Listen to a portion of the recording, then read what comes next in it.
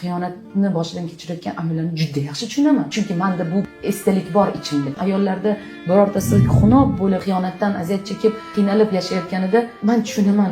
Lekin men unga hech qanaqa yordam bera olmayman. Bilasizmi nima uchun? Chunki bu uning darsi.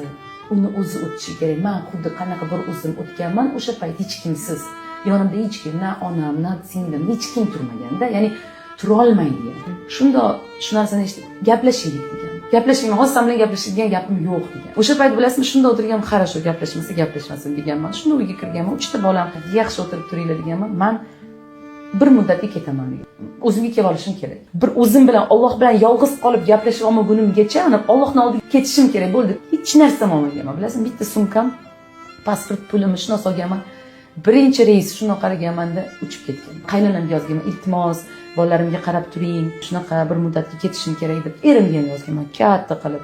Hech qanaqa e'tirozim yo'q senga deganman. Rimga uchayapman o'sha payt. Men yig'lamayman. Xo'ngrab yig'layapman. Prosta yig'lamayman, bir xo'ngrab yig'layapman.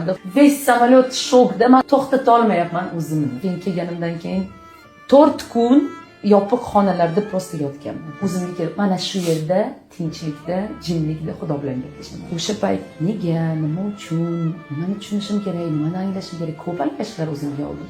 Men xatoyimni ham tushunishimni boshladim.